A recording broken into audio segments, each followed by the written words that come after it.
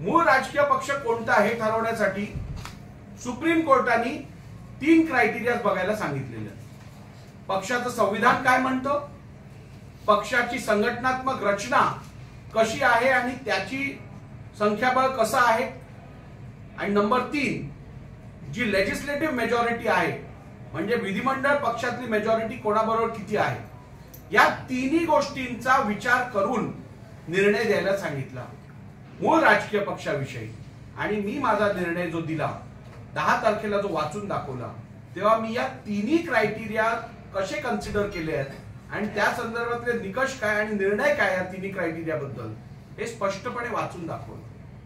आपण जर बघितलं असेल तर वारंवार सांगण्यात येत आहे की अध्यक्षांनी 1999 ची जी घटना आहे ती योग्य ठरवली आणि 2018 ची घटना जी आहे शिवसेनेची ती अयोग्य ठरवली।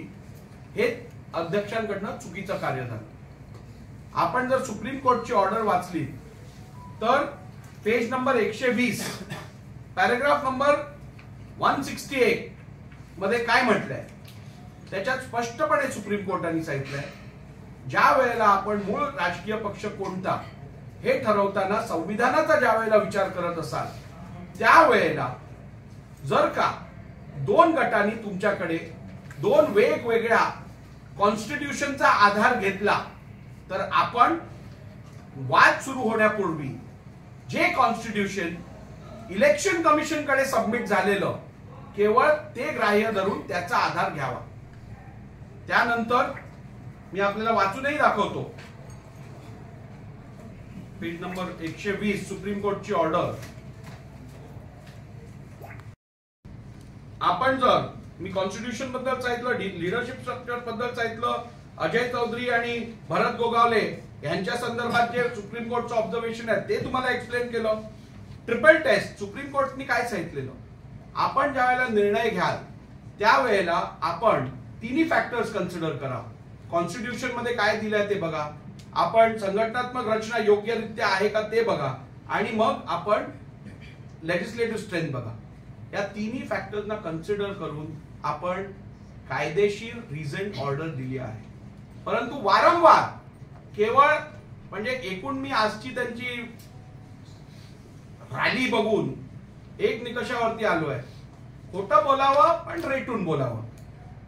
आणि त्याचबरोबर हे पण दिसून येतं की जर का आपण झोपलेल्या माणसाला उठवू शकतो पण जो झोपल्याचं सोंग करतोय त्याला या सगळ्या गोष्टी माहिती आहेत, परंतु आपल्या मनात आहे तेच सत्य मानून चालायचं, त्याला आपण कसं उठवणार। त्यामुळे ह्या पुढे काय मी कुठल्याही प्रकारचं स्पष्टीकरण देऊ इच्छित नाही। मला वाटतं या राज्याची जनता ही सुज्ञ जनता आहे। या राज्यातली जनता जी सत्य परिस्थिती आहे ती समजू शकते आणि म्हणूनच त्यांच्यावर विश्वास ठेवून पुढचा निकाल तेच देतील अशी मला खात्री आहे। आणि मला काय अजून राजकीय भाष्य ह्याच्यात करायचं नाहीये।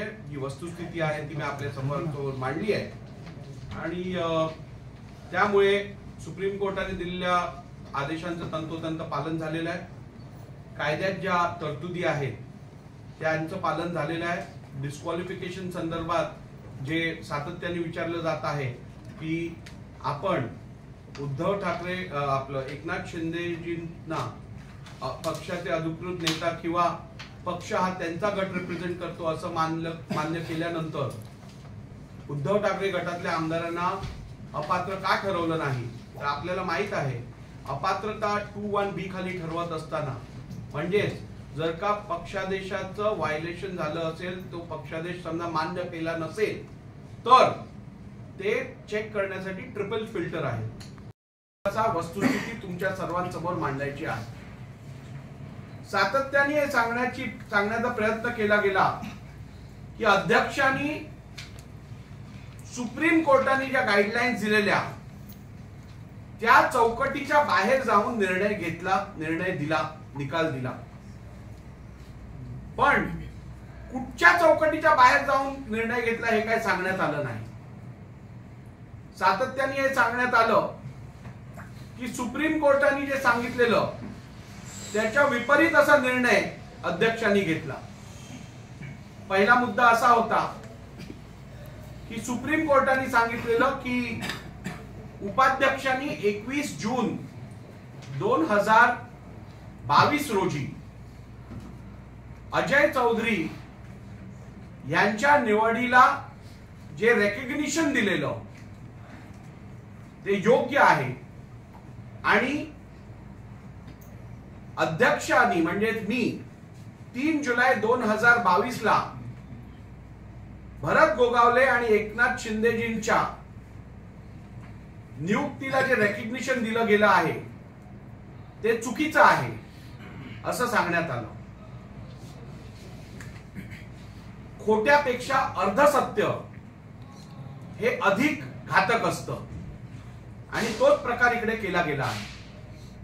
आपण जर सुप्रीम कोर्टची ऑर्डर वाचली आणि त्यातल्या पॅरेग्राफ 97 पेज 97 पॅरेग्राफ 122 वाचला, पेज 95 पॅरेग्राफ नंबर 119 वाचलं, पेज नंबर 97 पॅरेग्राफ 124 वाचला, पेज नंबर 139 पॅरेग्राफ 206 डी वाचला. हे सुप्रीम कोर्टच्या ऑर्डरचं मी रेफरन्स देतोय. तर त्यात सुप्रीम कोर्टने या विषयात नेमकी काय म्हटलंय ते स्पष्ट होईल. प्रमुख Shivsena leader, deputy leader. The last date for receiving the nomination was up to 3 p.m. on 10 Jan 2018. There was one nomination form received for the post of Shivsena Paksha Pramukh. 9 forms were received for the post of Shivsena leaders, and total 21 forms were received for the post of deputy leaders. All these forms were scrutinized on the 11th Jan 2018 as stipulated in the election notice and were found to be in order and declared valid by the election officer. Election to the above post were held on 23rd January 2018 at NSCI Vallabhbhai Patel Sports Complex, Worli, Mumbai. As per the program declared with the election notice, all the candidates were declared elected unopposed as the number of forms received equaled the number of posts. The election results were declared by the election officer in the presence of the representative members. Elections were held in free and fair atmosphere as per the democratic principles and guidelines set up by Election Commission of India. We submit herewith the election results declared by the election officer.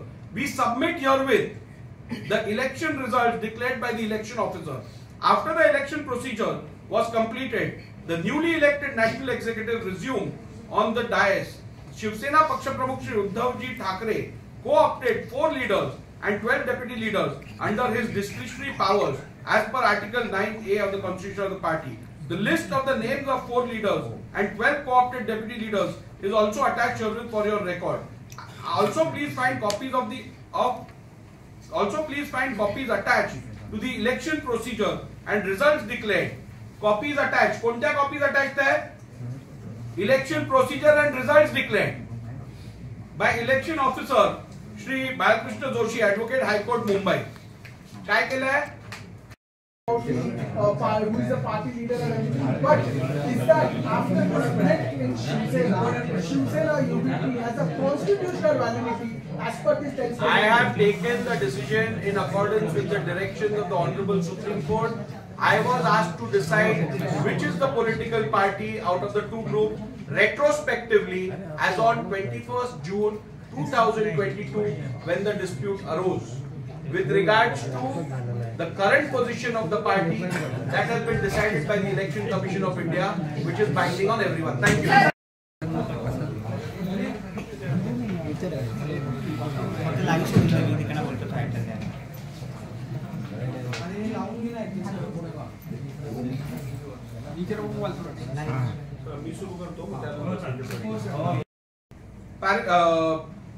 Four B याच्यात काय लिहिलंय? The amended constitution of 2018 is not on record of the commission. हे मला election कमिशननी स्पष्टपणे सांगितलंय. आता वारंवार असा उल्लेख केला जातो, ही तर वस्तुस्थिती आहे. म्हणजे माझ्याकडे सुप्रीम कोर्टच्या डायरेक्शनच्या अनुसार इलेक्शन कमिशन कडे जे रेकॉर्डवरती आहे तेवढंच ग्राह्य धरण्याचे अधिकार होते.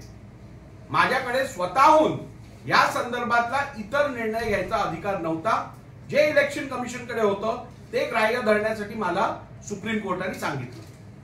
त्यानंतर वारंवार जे सांगितलं जात आहे की आम्ही पक्षाचं संविधान हे इलेक्शन कमिशन कडे सबमिट केल्याचा पुरावा अध्यक्षांना दिलेला, ते कसं संपूर्णपणे खोटं आहे हे पण मला आपल्याला सांगणं आवश्यक वाटतं. सर्वप्रथम त्यांनी 2013च्या घटना दुरुस्तीचा उल्लेख केला. मला वाटतं काही व्हिडिओजही दाखवले 2013 मध्ये जेव्हा मी शिवसेनेत होतो त्यावेळेला त्या मीटिंगसाठी उपस्थित होतो वगैरे. आता तो कुठचा नेमका व्हिडिओ आहे काय आहे हे काय मी शहानिशा केलेली नाहीये, परंतु राहुल नार्वेकर एक कार्यकर्ता म्हणून तुम्ही दिलेलं संविधान वर शिक्कामोर्तब करायचे अधिकार नाहीयेत, आणि मी जरी शिक्कामोर्तब केला तेव्हा तर ते काय ग्राह्य आणि योग्य आहे तर अर्थ तो ठरत नाही. आणि नंबर 2, ज्या पत्राचा तुम्ही उल्लेख करत आहात त्यात संविधानाविषयी काही एक लिहिलेलं नाहीये. ते पत्रही मी तुम्हाला वाचून दाखवतो जे शिवसेनेनी इलेक्शन कमिशनला दिलं असं ते म्हणतात, आणि त्याच्यावर इलेक्शन कमिशनचा स्टॅम्प आहे असं ते म्हणतात. त्या पत्रात काय उल्लेख केलाय बघा. The speaker must consider the constitution of the party as well as any other rules and regulations which specify the structure of the leadership of the party. If the rival groups submit 2 or more versions of the party constitution, the speaker must consider the version which was submitted to the ECI before the rival factions emerge. I repeat, the speaker must consider the version which was submitted to the ECI before the rival factions emerged. In other words, the speaker must consider the version of the party constitution which was submitted to ECI with the consent of both factions. म्हणजे supreme कोर्टाने स्पष्टपणे सांगितलं की दोघांमध्ये जर संविधानाविषयी वाद असेल तर इलेक्शन कमिशन कडे जे रेकग्नाइज्ड कॉन्स्टिट्यूशन असेल तुम्ही केवळ त्याचाच आधार घ्या. त्यानंतर मी इलेक्शन कमिशनला पत्र पाठवलं. मी 7 जून 2023 ला प्रिन्सिपल सेक्रेटरी मार्फत इलेक्शन कमिशनला पत्र पाठवलं आणि त्याच्यात मी असा उल्लेख केलाय, ऍज पर द डायरेक्शन, म्हणजे स्पीकरनी जे डायरेक्शन दिले आहेत प्रिन्सिपल सेक्रेटरीला, I am to inform you that the honourable speaker Maharashtra Legislative Assembly has received some disqualification petitions under the 10th schedule of the Constitution of India against some members of Maharashtra Legislative Assembly. Honorable Speaker has desired to have following documents which may be useful while deciding the said petitions. 1. Certified copy of the party constitution / memorandum / rules and regulations which, known as such or by any other name, of Shiv Sena political party, which have been submitted to Election Commission of India and stand effective as on 21st June 2022. ज्या व्यक्तींनी पक्षादेश दिलेला आहे त्या व्यक्तीकडे खरोखर ते अधिकार होते का. नंतर आपल्याला बघायला लागतं त्यांनी तो व्हिप इश्यू केलेला का, आणि तिसरं बघायला लागतं की तो व्हिप इश्यू केलेला संबंधित आमदाराकडे पोचवलेला का, म्हणजे सर्व्हिस कंप्लीट होती का.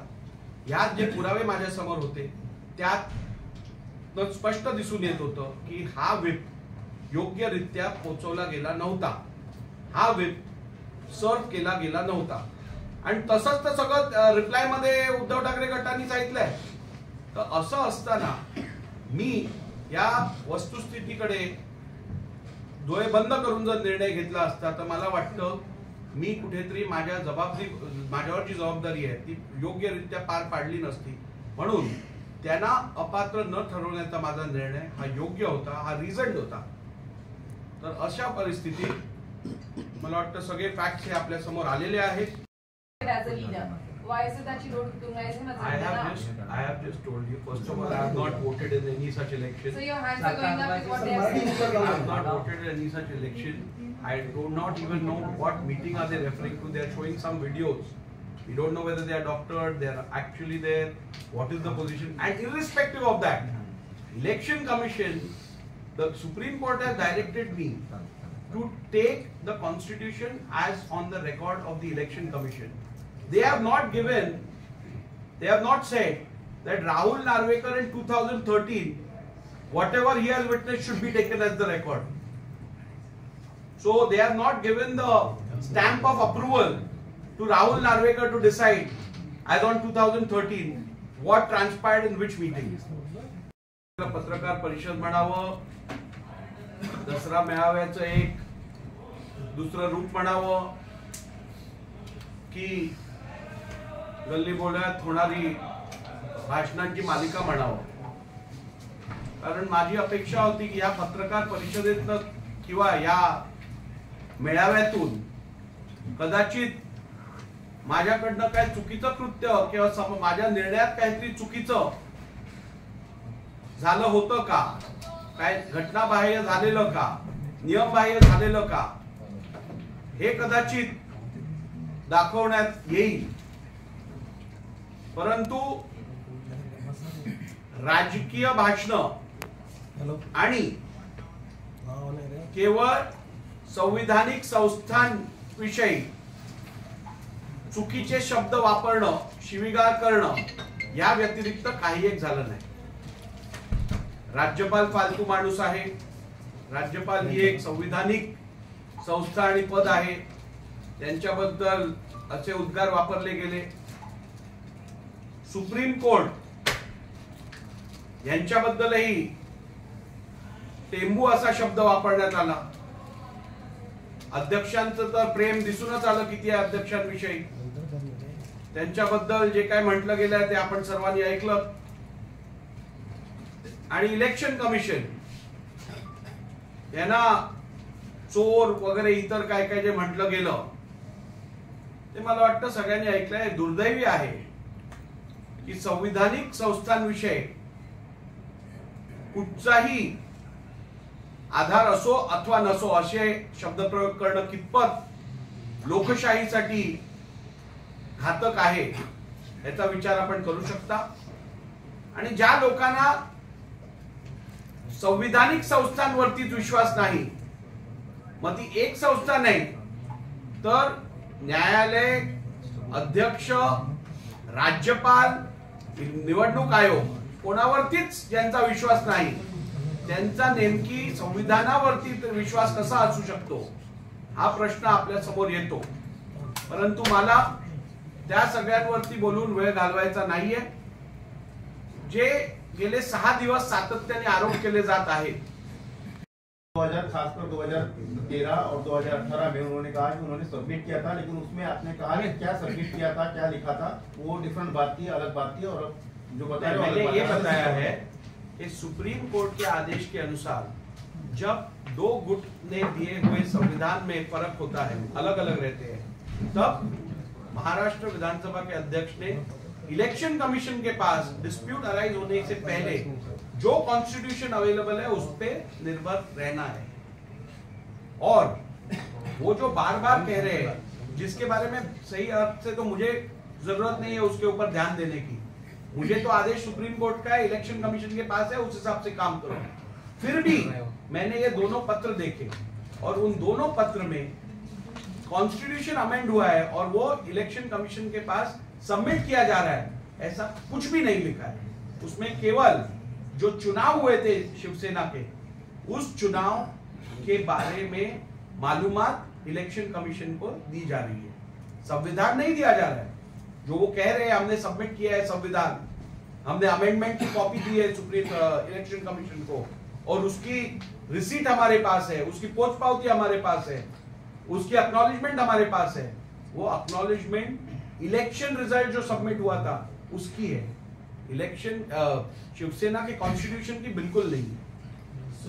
म्हणून जर का मी विचार केला तर असं दिसून येतं की पक्ष संघटना चालवणं म्हणजे जबाबदारीचं काम आहे. पक्ष संघटना पक्षाचे संदर्भित नियम असतील, संघटनेतली घटना असेल, ही केवळ कागदावरती ठेवून कपाटात ठेवून देण्यापुरती नसते. त्याची अंमलबजावणी होणं आवश्यक असतं आणि ते सर्व राजकीय पक्षांनी सिरियसली घ्यायची अत्यंत गरज आहे. अर्थातच अर्धवट अध्यक्ष म्हणजे अर्धवट त्या अर्थाने बोलत नाहीये, पार्ट टाइम अध्यक्ष किंवा पार्ट टाइम वकील हे काम पूर्ण करू शकत नाही. यासाठी पूर्णपणे स्वतःला पक्षाकडे डेडिकेट करायची गरज असते. ते पण लक्षात घेणं आवश्यक आहे. आणि कंपाऊंडर जेव्हा असे ऑपरेशन्स करतात त्यावेळेला त्याचा निकाल काय होतो हे आपण बघितलेलं आहे. त्यामुळे मला वाटतं आपण जे स्पष्टीकरण द्यायचं होतं ते दिलेलं आहे. धन्यवाद.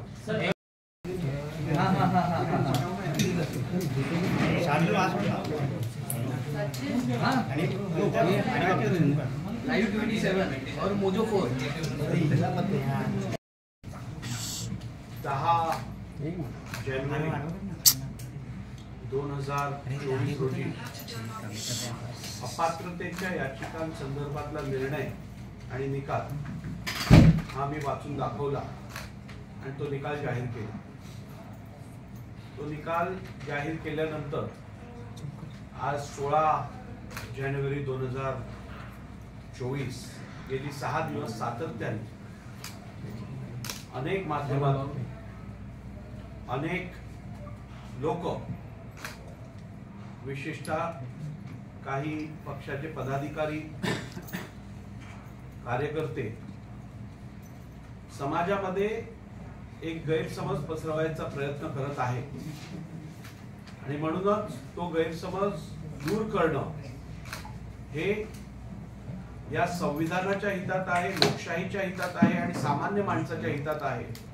म्हणून ते काही गैरसमज जे आहेत, लिगल सबमिशन्स जे आहेत त्या संदर्भातलं स्पष्टीकरण लोकांसमोर येणं अत्यंत आवश्यक आहे. म्हणूनच आज मी खरं तर या पत्रकार परिषदेमार्फत जी सत्य परिस्थिती आहे ती आपल्या समोर मांडण्याचा प्रयत्न करत आहे. खरं तर निकाल दिल्यानंतर हे स्पष्टीकरण द्यायची गरज नाही आणि तसं असतानाही माझ्या मते लोकांमध्ये जर ह्या संविधानिक संस्थेविषयी अथवा संविधानिक पदावरती विराजमान असलेल्या व्यक्तीविषयी गैरसमज पसरवला गेला तर ते लोकशाही, संसदीय लोकशाहीसाठी योग्य नव्हे. तसं कृत्य हे या संस्थेच्या म्हणजे विधिमंडळाच्या अस्मितेसाठी योग्य नाही आणि म्हणूनच आज आपण ही पत्रकार परिषद घेत आहोत. आज खरं तर मला असं समजतं की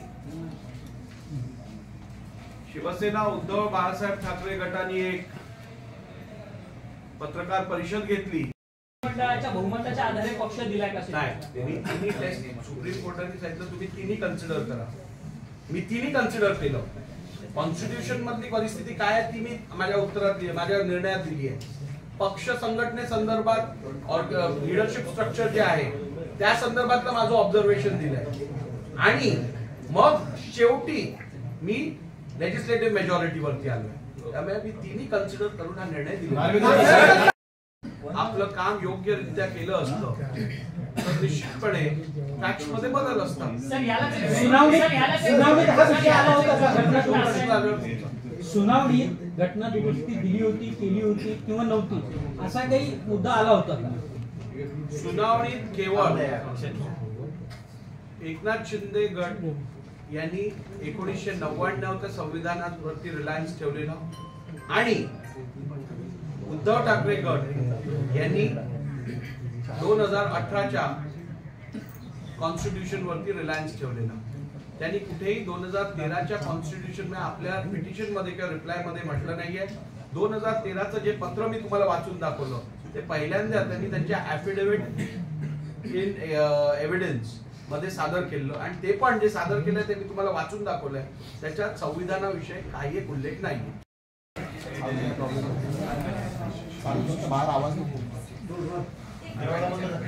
कॉन्फरन्स वाला नाही आता मी बंद केलं म्हणून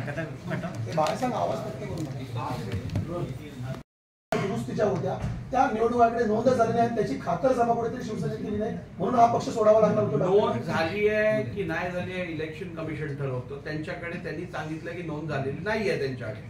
आता उद्धव ठाकरेंनी आणि अनिल परबांनी ज्या पत्रांचा रेफरन्स दिला हे दाखवण्याकरता की या पत्रांवरती अक्नॉलेजमेंट आहे इलेक्शन कमिशनची. आम्ही या पत्रांद्वारे कॉन्स्टिट्यूशनची प्रत इलेक्शन कमिशनला पोहोचवली. हे अयोग्य दिसून येतं. कारण त्याचं जर तुम्ही पत्र वाचलं तर त्यात संविधान अमेंड केलंय आणि ते इलेक्शन कमिशनकडे पोहोचवलंय असा कुठेही उल्लेख नाहीये. ते केवळ संघटनात्मक निवडणुकींचा निर्णय कळवण्याचं पत्र आहे. भारताच्या संविधानाचं इंटरप्रिटेशन असेल. एक मुद्दा असा आहे तुम्हाला म्हणजे अनकॉन्स्टिट्युशनल भाष्य करणं, अनपार्लिमेंटरी बोलणं आणि धमक्या देणं हे संविधानातल्या त्यांच्या दृष्टीने तरतुदी असतील. शिंदेंनी केलेली निवड जी आहे, शिंदेची केलेली निवड जी आहे त्या संदर्भात आम्ही ट्रिपल टेस्ट अप्लाय केली. या ट्रिपल टेस्ट मध्ये पहिली बघायला सांगितलेलं कॉन्स्टिट्यूशन मध्ये काय, कॉन्स्टिट्यूशन सायलेंट होतं. आम्हाला बघायला सांगितलं ऑर्गनायझेशनल स्ट्रक्चर, राष्ट्रीय कार्यकारिणी संदर्भात कोणाकडे मेजॉरिटी आहे, त्यातले किती सदस्य कोणाकडे आहे हे बघा. ते बघत असताना ते स्ट्रक्चर कॉन्स्टिट्यूशन प्रमाणे झालेलं आहे का हे बघायला सांगितलेलं. ते स्ट्रक्चर कॉन्स्टिट्यूशन प्रमाणे नव्हतं म्हणून ते ग्राह्य धरता येत नव्हतं. आणि मग आम्हाला तिसरा क्रायटेरिया दिलेला तो होता लेजिस्लेटिव्ह मेजॉरिटीचा. तो क्रायटेरिया पण अप्लाय केला गेला आणि तिन्ही क्रायटेरियाला समाप्त करून मग हा निर्णय घेतला गेला की पॉलिटिकल पार्टी कोणाची. मग तुम्ही दुसरा पडलेले आहेत. मग पक्षांतर बंदी कायद्याचा उल्लेख करून शेड्यूल 10 नुसार कारवाई का करण्यात आली असा सवालही उद्धव ठाकरेंनी उपस्थित केला. शेड्यूल 10 प्रमाणेच कारवाई केली गेली आहे. शेड्यूल 10 प्रमाणे ज्या वेळेला 2 गट दिसून येतात त्यावेळेला सुप्रीम कोर्टाने सांगितलं सर्वप्रथम अध्यक्षांनी हे ठरवायचं की मूळ राजकीय पक्ष कोणता गट रिप्रेझेंट करतो. ते ठरवण्यासाठी सुप्रीम कोर्टनी ट्रिपल टेस्ट दिली. त्या ट्रिपल टेस्टच्या आधारावरती आपण ठरवलं की मूळ राजकीय पक्ष कोणता आहे. मूळ राजकीय पक्ष ठरवल्यानंतर आपण व्हिपला रेकग्निशन दिलं, पक्ष प्रतोदाला रेकग्निशन दिलं. ते रेकग्निशन दिल्यानंतर आपण शेड्यूल 10चा निर्णय दिला. याचिका ज्या डिसमिस करायच्या होत्या त्या डिसमिस केल्या. त्यात रिझनिंग दिलेलं आहे. आता 10 जानेवारी 2024 पासून 16 जानेवारी 2024 पर्यंत किमान 10 ते 12 वेळा मी या सगळ्याचं स्पष्टीकरण दिलेलं आहे. आता मी मगाशी तुम्हाला सांगितलं झोपल्याचं सोंग केलेल्याला कसं उठवणार. विधान हे रेकॉर्डवरतीच नाहीये आणि त्यामुळे त्याच्यावरती मला काही ऑर्डर पास करणं गरजेचंच नाहीये. नंबर 1. नंबर 2, 1999 मध्ये पण ज्या वेळेला आदरणीय कैलासवासी हिंदू हृदय सम्राट बाळासाहेब ठाकरेंनी ज्या वेळेला या कॉन्स्टिट्यूशन मध्ये अमेंडमेंट केली ती इलेक्शन कमिशनचा जो निर्णय होता की इंटर पार्टी डेमोक्रेसी असायला पाहिजे त्याच्या अनुषंगानेच ही अमेंडमेंट केली. म्हणजे त्यावेळेला पण त्यांना अभिप्रेत हेच होतं की संघटनेत डेमोक्रेसी असणं आवश्यक आहे आणि म्हणून सर्वोच्च पद जरी शिवसेना प्रमुखांचं होतं पण निर्णय घ्यायचा सर्वोच्च अधिकार हा राष्ट्रीय कार्यकारिणीला होता. हे सगळं त्यांचं कॉन्स्टिट्यूशन मध्येच उल्लेख आहे. रिटन ऑब्झर्वेशन राष्ट्रीय कार्यकारिणीचं असणं आवश्यक आहे. नंबर 1. आणि नंबर 2, आपण जर विचार केला तर मी डिसेंट बद्दल पण माझी भूमिका स्पष्ट केलेली आहे. केवळ राजकीय पक्षात मतभेद असणं म्हणजे राजकीय पक्षातल्या व्यक्तींनी आपल्या स्वइच्छेने राजकीय पक्षाचा त्याग केलाय असं समजणं अत्यंत चुकीचं आहे. कारण डिसेंट हे डेमोक्रेसी मधलं कार्डिनल प्रिन्सिपल आहे. डिसेंट म्हणजे मतभेद असणं हे प्रत्येक लोकशाहीत अभिप्रेत असणारी ही भूमिका आहे. आणि जर का आपण असं ग्राह्य धरलं की अध्यक्षांची भूमिका म्हणजेच संपूर्ण पक्षाची भूमिका, उद्या जर अध्यक्षांनीच पक्ष सोडून दुसऱ्या पक्षात जायचा निर्णय घेतला तर ती भूमिका पक्षाची भूमिका समजून सगळ्यांना त्यांच्या पाठी फरफटत जायला लागणार. 1.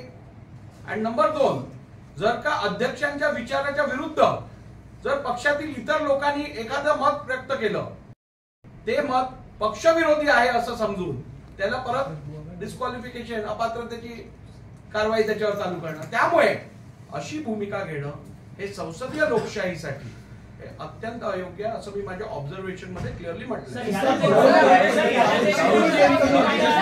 To the chief election commissioner, election commission of India, Nirvachan Sadan, Ashoka road, नवी Delhi. Respected sir, Shiv Sena party office bearers election program notice was declared on 17 December 2012 by election officer Shri Balakrishna Joshi, Advocate, High Court, Mumbai. Application / nomination forms were invited for the post of Shiv Sena Paksha Pramukh, National Executive, Shiv Sena leaders and deputy leaders. The last date of receiving the nomination was up to 3 p.m. on 12 January 2013. There was one nomination form received for the post of Shiv Sena Paksha Pramukh. 9 forms were received for the post of Shiv Sena leaders and total 21 forms were received for the post of deputy leaders. All these forms were scrutinized on the 15 Jan 2013 as stipulated in election notice and were found to be in order and declared valid by the election officer. Election to the above post were held on 23rd January 2013 at Shiv Sena Bhavan, Dadar, Mumbai, as per the program declared with a election notice. All the candidates were declared elected unopposed as the number of forms that were received equaled the number of posts. The election results were declared by the election officer in the presence of the representative member. Elections were held in free and fair atmosphere as per the democratic principles and guidelines set up by Election Commission of India. We submit herewith the election results declared by the election officer. After the election procedure was completed, Shiv Sena Paksha Pramukh Shri Uddhavji Thackeray co-opted 6 deputy leaders and his absolute discretionary powers conferred upon him as per the Shiv Sena Constitution Article 9A. The list of 6 co-opted deputy leaders is also attached herewith for your record. Also, please find copies attached of the election procedure and results declared by election officer Shri Balakrishna Joshi, Advocate, High Court, Mumbai.